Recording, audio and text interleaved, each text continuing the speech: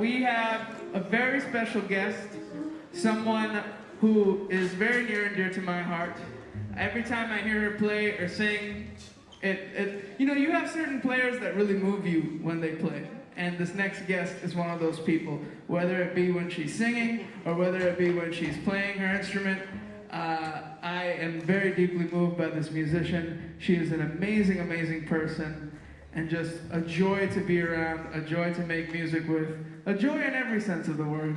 And that is, of course, the great Camille Thurman!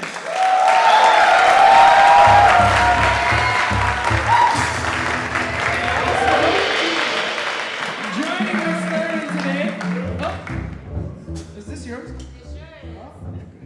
Joining Miss Thurman today is Alvester Garnett on drums!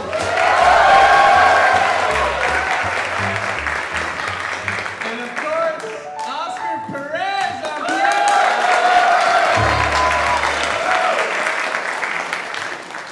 And you're gonna see his nail polish on his pinky finger today, nice and good. That is the great Christian McBride!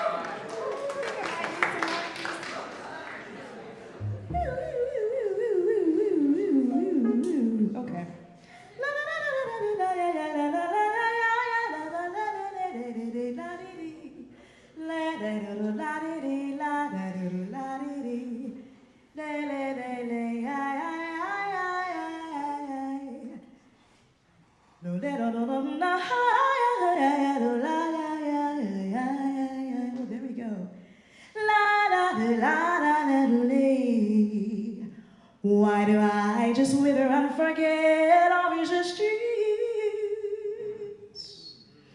with you and your magic last night. My heart is in a bitter tear when you're out on the streets. But when you are near,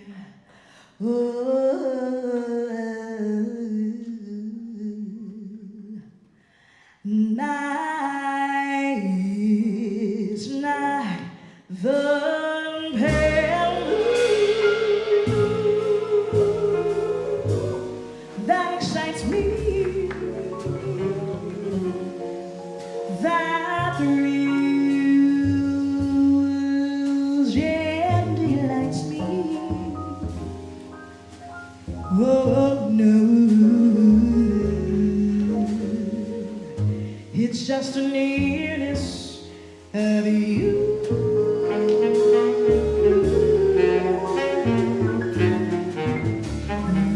It isn't your sweet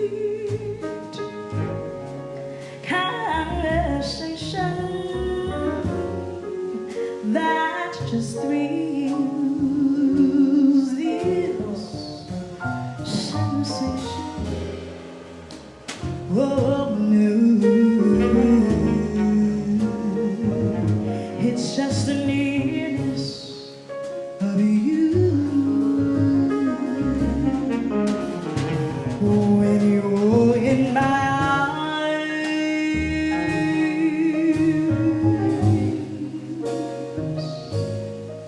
and I feel you so close to me.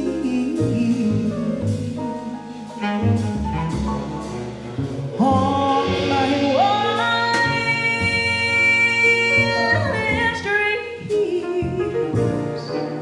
they do come true.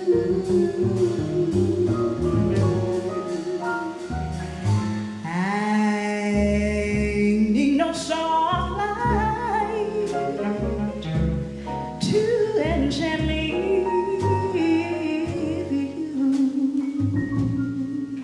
Only grant me the right to hold you ever so tight and to feel in the night the nearness of you.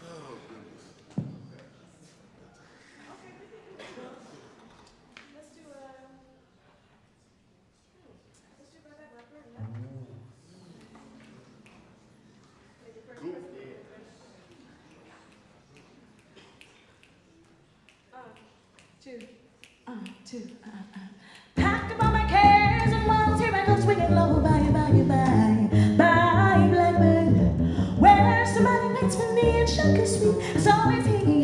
Bye, bye, blackbird. No, I guess that he will understand me. Oh, when I'm like Stoney's day on and me.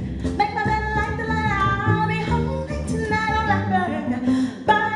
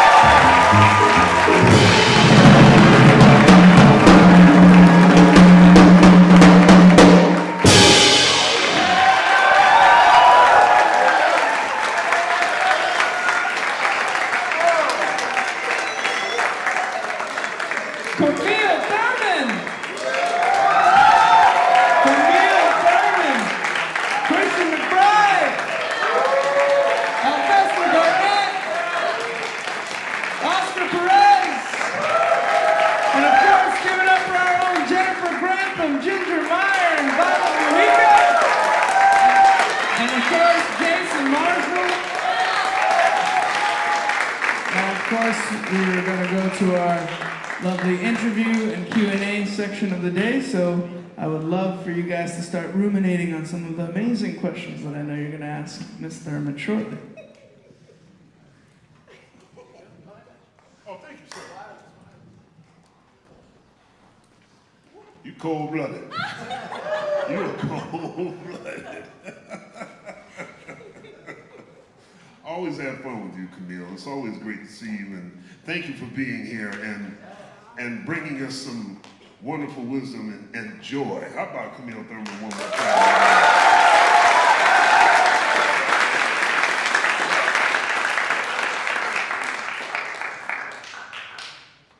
I've asked you this before. You probably thought I was joking, but do you enjoy one more than the other, saxophone versus singing?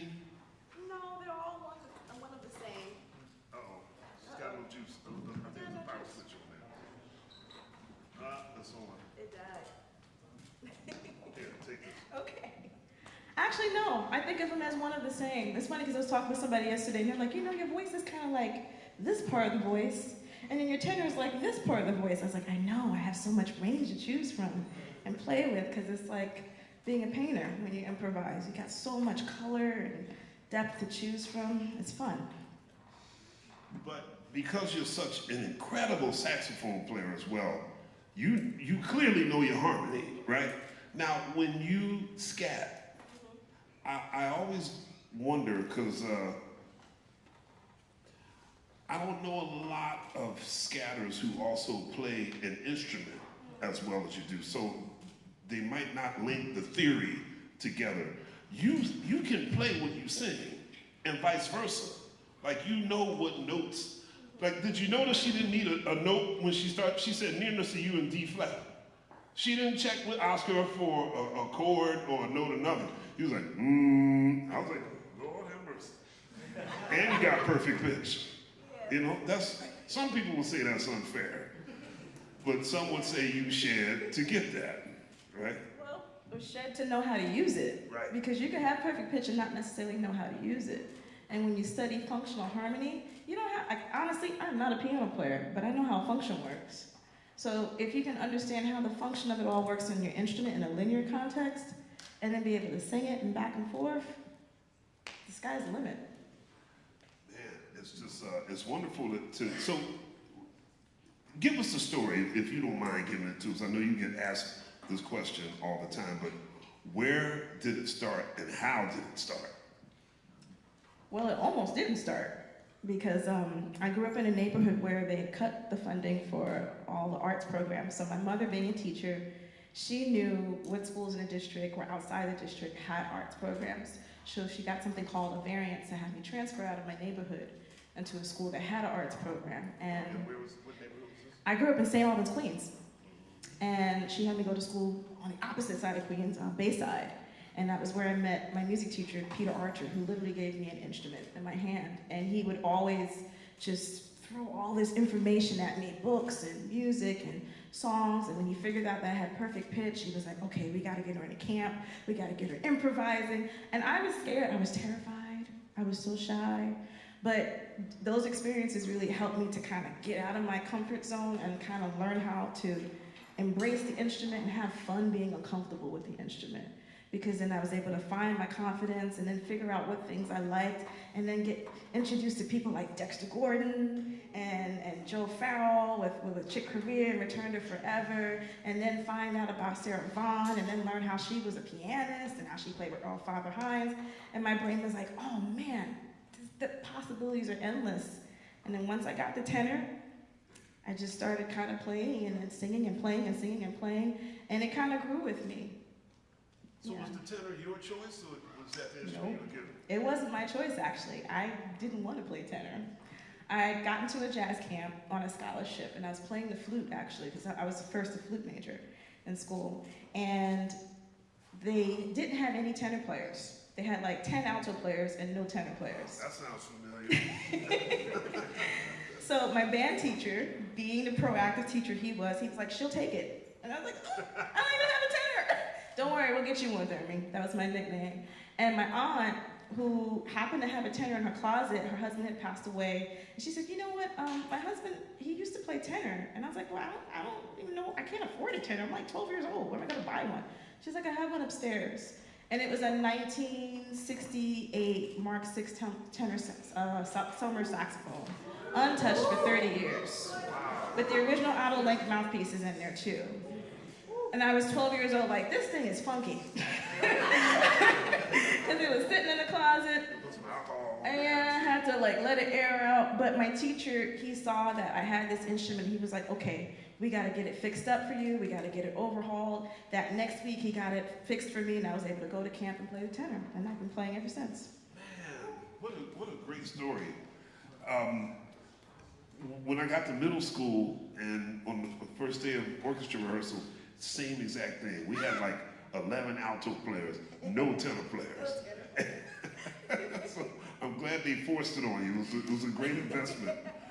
So you also said you discovered Sarah Vaughan, and you discovered how she was also a great pianist, and she held her own in every sense of the word. But like, when did that discovery, was that all at the same time?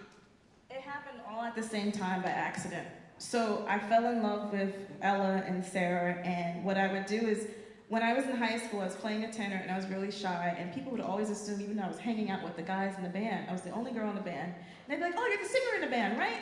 And I'd be like, I play this thing that I'm holding here. And in my 13-year-old head, I thought, well, people think you're the vocalist, and I do sing, maybe I should just keep it a secret. And just try to play as best as you can, like study. So I would go to school, go to big band rehearsals and All City and all those ensembles after school and play the saxophone, and I didn't let anybody know that I could sing. But then when I would go home, I'd close my door, jump on my bed, turn on some Sarah Vaughan, jump on the bed, sing to Mariah Carey, and then sing to Sarah Vaughan. And any and every solo that I was transcribing, whether it was Dexter or Joe Farrell, I would sing the lines, and the goal was to kind of sing it as close as possible, but for it to feel as natural as possible. I didn't know I was teaching myself scatting, but the syllables I kind of just found along the way as I was hearing and listening, and then eventually it transferred to the saxophone. There was a little period where it was a little fight between the horn and voice, but the more that I did it, the gap went from this to this. And eventually I was able to sing what I could play and play what I could sing. So as because I know you've also inspired so many younger musicians, and do you actually teach? Like, where do you teach? Currently I teach at McGill University. Oh, okay. Now, how did you get into that? Because that's something you have to develop as well. Yeah, well, before that, I've been giving clinics and master classes for like the last 10, 15 years before that. And when you're touring as a musician, it's kind of hard to get a regular teaching gig, because sometimes you might get called to do a gig for 5 weeks, right, or 2 months. So for a good 10 years or so, I was just mainly playing and then doing clinics and master classes wherever I get called to come. And the pandemic happened, and we were all sitting at home practicing, right? Yeah, okay. Well, I got a call one day to apply for this school in Canada, and I didn't think much of it, because I thought, well, okay, if I get it, great. If I don't get it, I'll just keep practicing and, keep playing and doing what I do. And they called me back. And then we did the interview. Then they were like, well, we really want you. And then they found out who my husband was, and they were like, okay, we want the both of you. So we've been teaching there for the last 4 years. Wow, congratulations.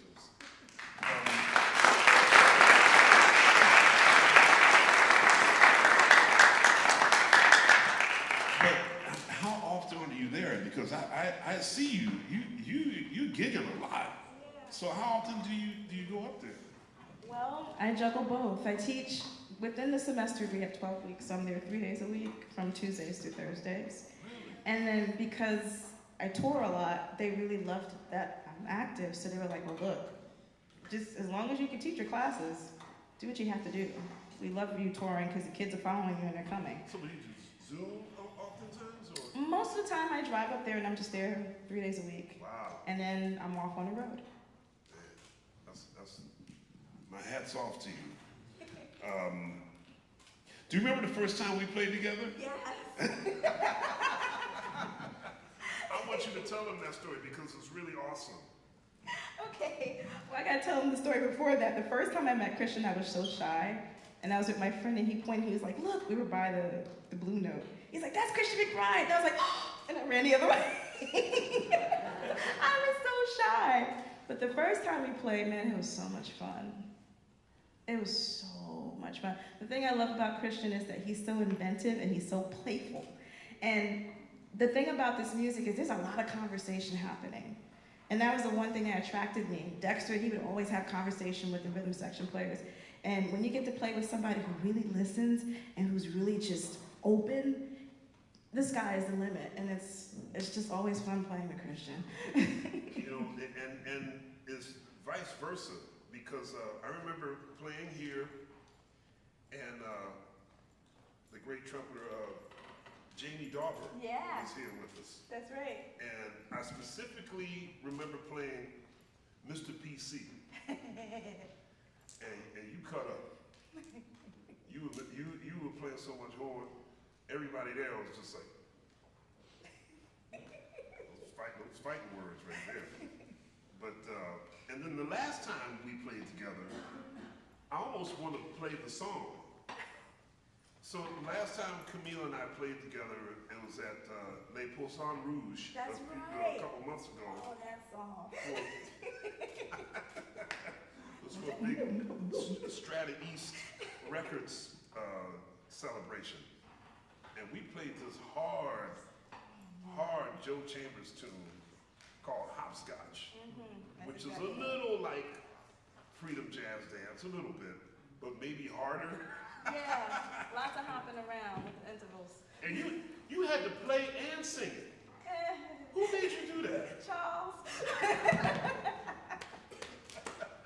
Now wait a minute, you gotta hear this. I don't remember the melody now. But it was a hip tune though. It's gonna bring back some memories. It's You gotta hear this melody because it's bad enough you having to play it. and read it. But then hearing you sing it. And it's Charlie Rouse. Which when I heard that, I was like, wait, what? Listen to this melody.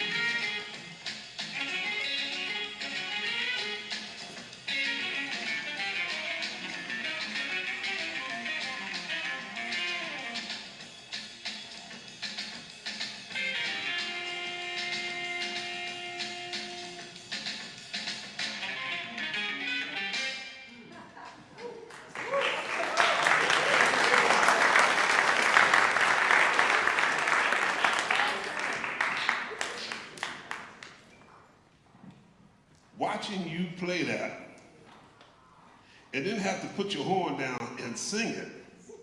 I just remember being back there playing like, oh man, that's so jive. Who's making her do this? Charles did that.